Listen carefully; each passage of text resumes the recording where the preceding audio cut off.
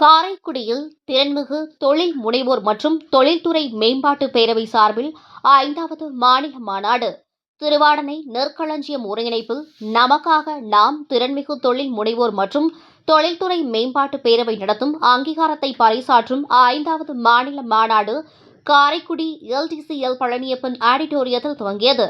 December 19 மற்றும் 20 ஆகிய இரு தினங்கள் நடைபெறும் மாநாட்டின் துவக்கமாக டெய்ட்கோ நிறுவனத்தின் தலைவர் சுந்தரவடிவேல் கொடியேற்றி துவக்கி வைத்தார்.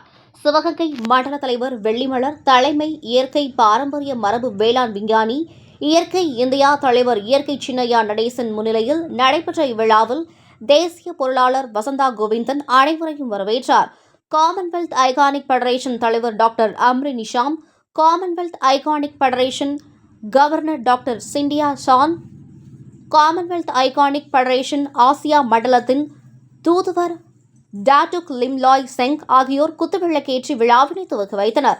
காரைக்குடி அழகப்பா பல்கலைக்கழக துணைவேந்தர் டாக்டர் ரவி அங்கீகாரத்தை பறைசாற்றும் 5வது மாநில மாநாடு சிறப்பு மலர் வெளியிட்டு வாழ்த்துரை வழங்கினார். காரைக்குடி சட்டமன்ற உறுப்பினர் எஸ். மாங்குடி வர்த்தக கண்காட்சியை துவக்கி வைத்து வாழ்த்துரை வழங்கினார். மாநில பொதுச் செயலாளர் சந்திரன் மாநாட்டு தீர்மானங்களை வாசித்தார். தேசிய துணைத் தலைவர் முத்துக்குமாரசாமி மாநாட்டின் நோக்கங்கள் குறித்து விரிவாக பேசினார்.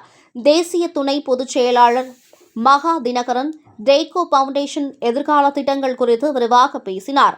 அதனைத் தொடர்ந்து விருதுகள் வழங்கும் விழாவில் டெய்ட்கோ பவுண்டேஷன் சிவகங்கை மாவட்ட தலைவர் வெள்ளி மலருக்கு மாநாட்டு நாயகர் விருது வழங்கி கௌரவிக்கப்பட்டது.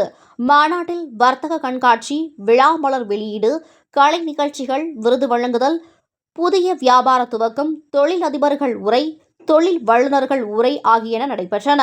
மாநாட்டில் உற்பத்தி பொருட்கள் ஸ்டால்கள் அமைத்து காட்சிப்படுத்தப்பட்டு விற்பனைகள் செய்யப்பட்டன. மாநாட்டின் நிறைவாக தேசிய துணைத் தலைவர் அசோக்குமார் அனைவருக்கும் நன்றி தெரிவித்தார்.